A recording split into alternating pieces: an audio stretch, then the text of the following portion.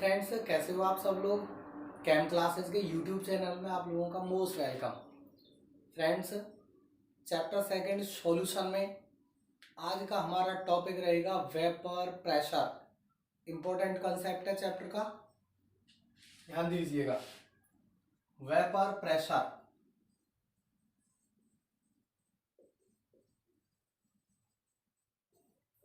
Friends, last topic हमारा था solubility. Solubility में हमने उसके दो कैटेगरीज पढ़े थे, solubility of solid and liquid type solutions और solubility of gases in liquid type solutions.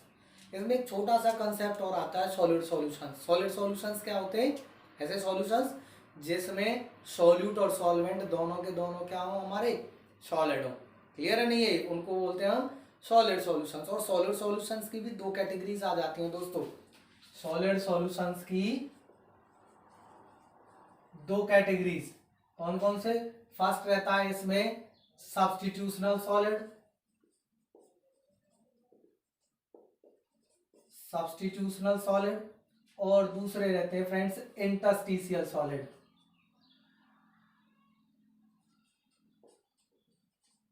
Interstitial solid solutions.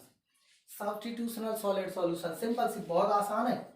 Substitutional solid solutions क्या होते हैं फ्रेंड? देखिए, ये कोई हमारा सॉलिड है, ये क्या है हमारा? कोई भी सॉलिड सब्सटेंस है, प्योर सॉलिड है, एक ही तरह के पार्टिकल से मिलकर बना हुआ है। क्लियर है नहीं है ये? जब हम कोई दूसरा सब्सटेंस इसमें डाल देते हैं, दूसरा एलिमेंट इसमें डाल देते हैं, तो दूसरे एलिमेंट के जो एटम होते हैं दोस्तों, दूसरे एलिमेंट के एटम इसके कुछ एटम्स को रिप्लेस कर देते हैं। जैसे यहां से उसने कोई भी एलिमेंट, ये वाला एलिमेंट हटा दिया, इसकी ही जगह पर कोई दूसरे एलिमेंट का एटम अपनी पोजीशन को ऑक्यूपाई कर ले। क्लियर नहीं है? यहां से इस एलिमेंट को हटा दिया, दूसरा एलिमेंट आ गया, ये एलिमेंट हटा दिया, कोई दूसरा एलिमेंट आ गया, यहां से एलिमेंट हट गया, कोई दूसरा एलिमेंट आ गया। क्लियर नहीं है?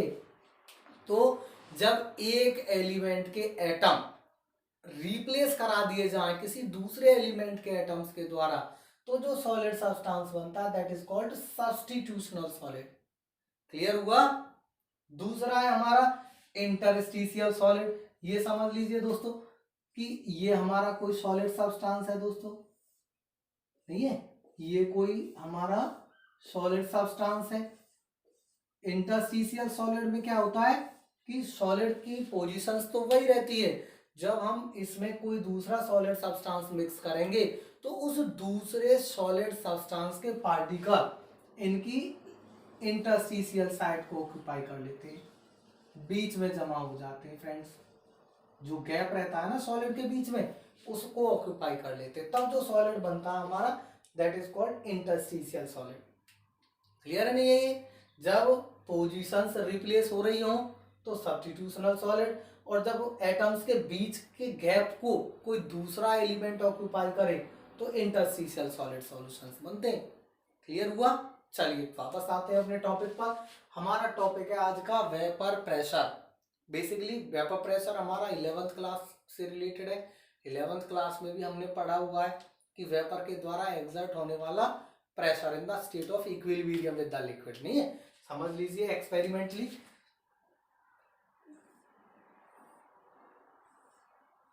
वेपर प्रेशर को मेजरमेंट करना है तो हमारा सिस्टम फ्रेंड्स क्लोज होना चाहिए। तीन तरह के सिस्टम रहते हैं हमारे। सिस्टम कैसा रहना चाहिए? क्लोज सिस्टम होना चाहिए। जैसे ये कोई हमारा कंटेनर है, क्लोज कंटेनर है, लिक्विड फिल है इसके अंदर। ओके, हमने इसको हीट करना स्टार्ट किया तो इसमें से क्या निकलेंगी? वेपर निकलनी शुरू हो जाएगी। क्लियर है नहीं है? ध्यान से समझेंगे मेरे साथ कि जो लिक्विड का पार्टिकल, जो लिक्विड का पार्टिकल, ये लिक्विड है हमारा, जो लिक्विड का पार्टिकल इस सरफेस को लीव आउट छोड़ देगा वो किस में कन्वर्ट हो जाएगा? गैस में। गैसों के particle random in motion, free होते हैं मूवमेंट के लिए, इधर उधर मूव करेंगे। गैस का जो पार्टिकल इस सरफेस के कांटेक्ट में आ जाएगा कंडेंस होकर के लिक्विड में कन्वर्ट हो जाएगा। क्लियर है नहीं है? यानी ये सरफेस जो है ना, ये दोनों के बीच का काम करता है। नहीं है। जो लिक्विड का पार्टिकल इस सरफेस को छोड़ देगा वो किस में कन्वर्ट, गैस में। और जो गैस का पार्टिकल, गैसों के पार्टिकल रैंडम मोशन में रहेंगे, जो गैसों का पार्टिकल इस सरफेस के कांटेक्ट में आ जाएगा कंडेंस होकर के किसमें, लिक्विड में कन्वर्ट हो जाएगा। स्टार्टिंग जो प्रोसेस होती है जब हम इसको हीट कर रहे होते हैं, शुरुआत का जो प्रोसेस रहता है हमारा रहता है वेपराइजेशन, यानी लिक्विड वेपर में कन्वर्ट होता है, लिक्विड गैस में कन्वर्ट होता है। प्रेशर प्रोसेस कौन सा रहता है, वेपराइजेशन। ओके, तो शुरुआत में यदि हम स्पीड की बात करें कि कौन से पार्टिकल किस में ज्यादा तेजी से कन्वर्ट हो रहे हैं, तो शुरुआत में हमें ऑब्जर्व होता है कि लिक्विड के पार्टिकल गैस में ज्यादा कन्वर्ट हो रहे हैं, गैस के पार्टिकल बहुत कम पार्टिकल लिक्विड में कन्वर्ट, यानी रेट ऑफ वेपराइजेशन ज्यादा है, रेट ऑफ वेपराइजेशन ज्यादा, रेट ऑफ वेपराइजेशन हाई है। जैसे जैसे गैसों के पार्टिकल ज्यादा बढ़ेंगे तो ज्यादा पार्टिकल सरफेस के कांटेक्ट में आएंगे, कंडेंस होंगे, लिक्विड में कन्वर्ट होंगे। क्लियर है, वो प्रोसीजर कौन सा रहता है हमारा, कंडेंसेशन। तो एक स्टेज ऐसी आएगी, एक टेम्परेचर ऐसा आएगा जिस पर rate of vaporisation become equal to rate of condensation. उस स्टेज को बोलते हैं हम इक्विलिब्रियम स्टेज। और इक्विलिब्रियम स्टेज पर गैस के द्वारा लिक्विड की सरफेस पर अप्लाई किया जाने वाला pressure that is called vapour pressure. समझ आया फ्रेंड्स, वेपर प्रेशर क्या होता है कि गैस के द्वारा लिक्विड की सरफेस पर अप्लाई किया जाने वाला pressure in the state of equilibrium with the liquid, that is called vapour pressure. Okay, अब हम वेपर प्रेशर के केस में कुछ टर्म्स के लिए देखेंगे कौन कौन से फैक्टर पे vapour pressure of a component depend करता है। तो फैक्टर्स की बात करें हम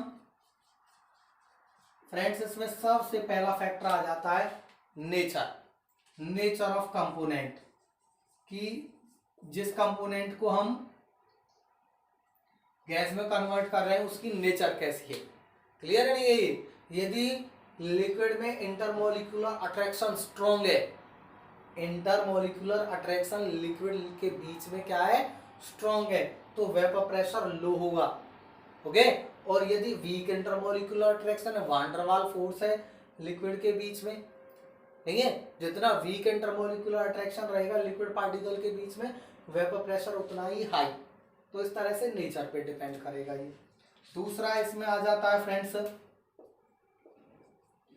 टेम्परेचर। दोस्तों ये मेन चीज है टेम्परेचर। क्लियर है नहीं है, तो वेपर प्रेशर जो रहता है टेम्परेचर के क्या रहेगा दोस्तों, डायरेक्टली प्रोपोर्शनल। नहीं है, ये चीज याद रखेंगे, यानी वेपर प्रेशर बढ़ेगा कब, जब टेम्परेचर बढ़ेगा। जितना ज्यादा हम टेम्परेचर बढ़ाएंगे वेपर प्रेशर बढ़ेगा। आया समझ में।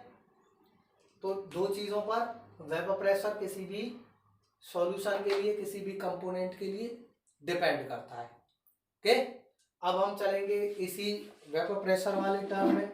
हमारा नेक्स्ट टॉपिक आ जाता है दोस्तों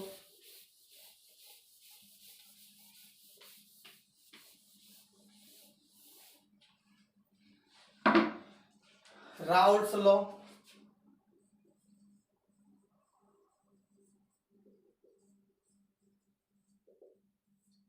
राउल्ट्स लॉ सबसे पहले हम पढ़ेंगे फॉर लिक्विड कंपोनेंट।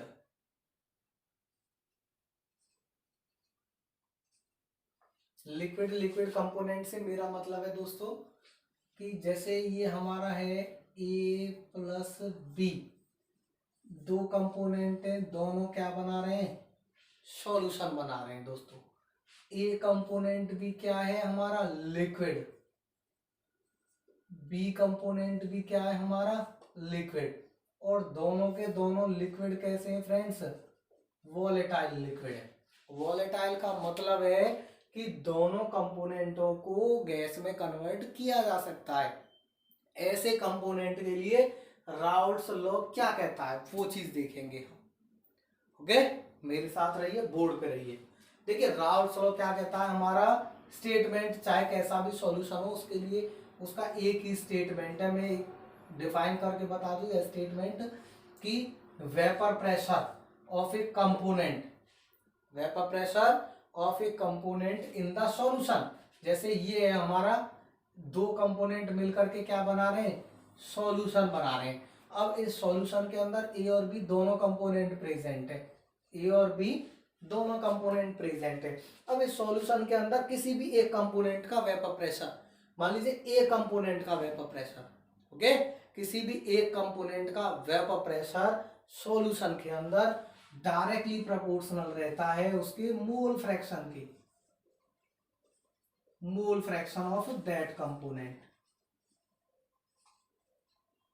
समझ में आया दोस्तों कि vapour pressure of a component in the solution directly proportional to its mole fraction. A component का वेपर प्रेशर जो रहेगा वो ए के मोल फ्रैक्शन के डायरेक्टली प्रोपोर्शनल रहेगा।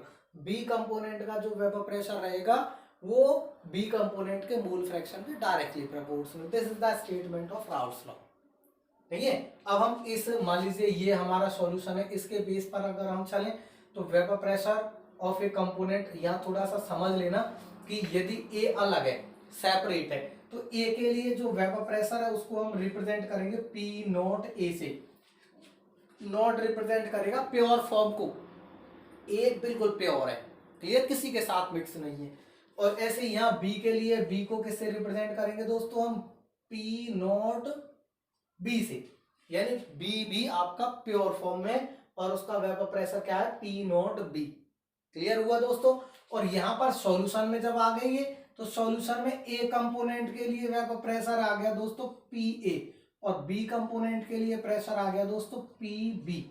ये चीज याद रखेंगे, ओके, कि प्योर फॉर्म में है तो नॉट से रिप्रेजेंट किया हुआ है, सॉल्यूशन के अंदर है तो पी ए और पी बी से दोनों कंपोनेंट के वेपर प्रेशर को रिप्रेजेंट किया। क्लियर है नहीं है ये। अब इस बाइनरी सॉल्यूशन के लिए हम चल रहे हैं इस स्टेटमेंट में कि फर्स्ट कंपोनेंट पी ए का जो वेपर प्रेशर रहेगा पी ए डायरेक्टली प्रोपोर्शनल, इसका जो मोल फ्रैक्शन रहेगा दोस्तों क्या रहेगा, एक्स ए, इसका मोल फ्रैक्शन क्या रहेगा, एक्स बी, नहीं है, तो P A vapour pressure of component A directly proportional to the mole fraction of component A, okay.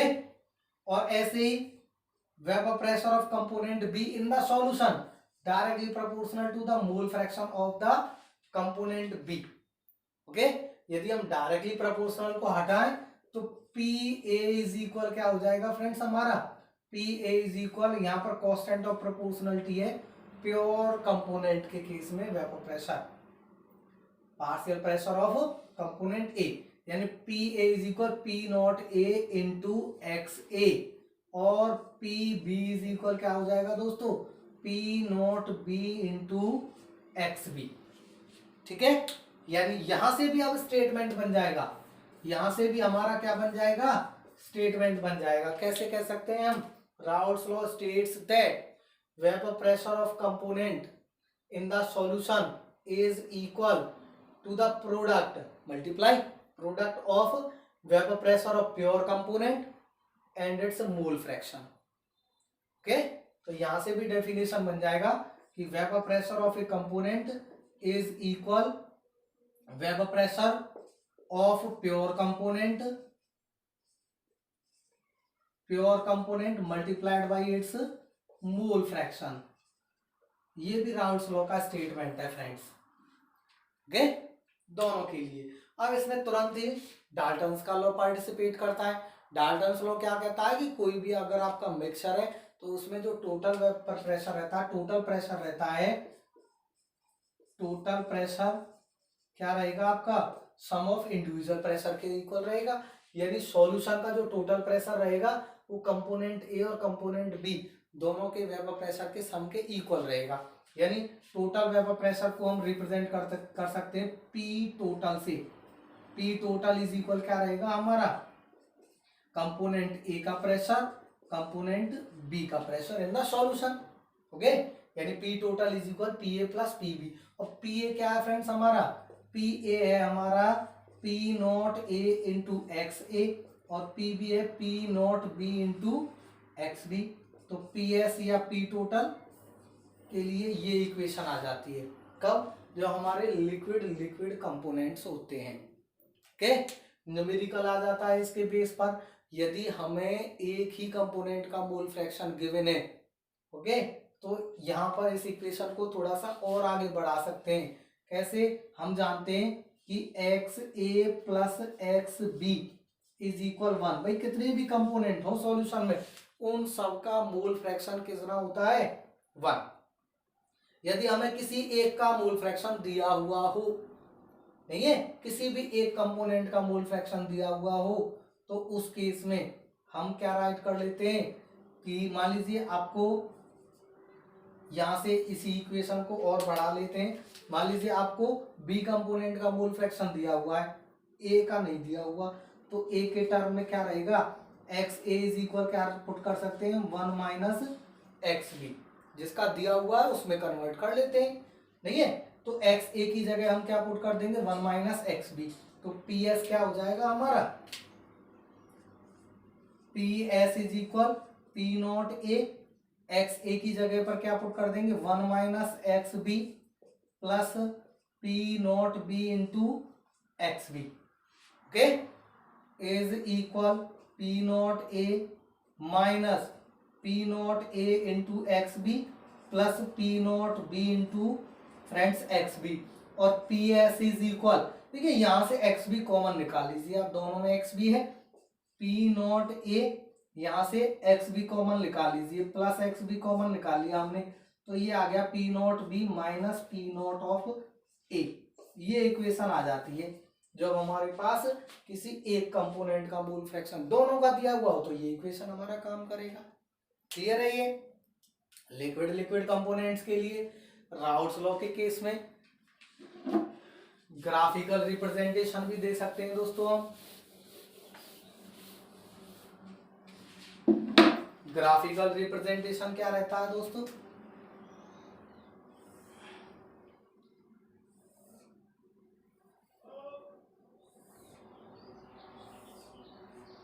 देखिए ये हमारा वेरिएशन रहेगा मोल फ्रैक्शन और वेपर प्रेशर के बीच में।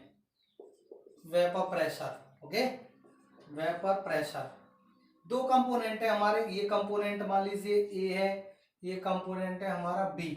फ्रेंड्स ए कंपोनेंट को हम सॉल्वेंट मान के चलेंगे और बी कंपोनेंट को हम सॉल्यूट मान के चलेंगे। क्लियर है नहीं है? ये ए कंपोनेंट हमारा क्या है? सॉल्वेंट, और बी कंपोनेंट क्या है? सॉल्यूट। दोनों के दोनों कैसी नेचर में? वॉलेटाइल नेचर में। वॉलेटाइल कंपोनेंट के लिए, ए कंपोनेंट के लिए वेपर प्रेशर निकल के आता है प्योर फॉर्म में पी नॉट ए दोस्तों, और कंपोनेंट बी के लिए वेपर प्रेशर निकल के आता है P not be. Friends clear है नहीं है? ये मोल फ्रैक्शन का वेरिएशन है, ये नहीं है? तो जैसे ही दोनों को इंटरमिक्स करेंगे तो इसका पार्शियल प्रेशर डिक्रीज होगा, कंपोनेंट सेकंड का पार्शियल प्रेशर डिक्रीज होगा, और ये जो थर्ड लाइन है ये रिप्रेजेंट करेगा टोटल प्रेशर को। क्लियर है नहीं है? ये फर्स्ट लाइन क्या रिप्रेजेंट करेगा? P A is equal P not A into x A.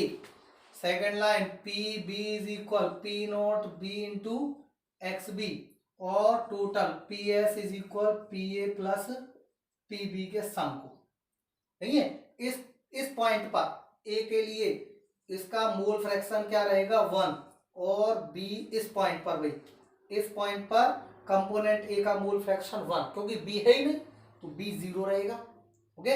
और इस पॉइंट पर बी कंपोनेंट के लिए मोल फ्रैक्शन क्या रहेगा? 1, और ए कंपोनेंट का क्या होगा?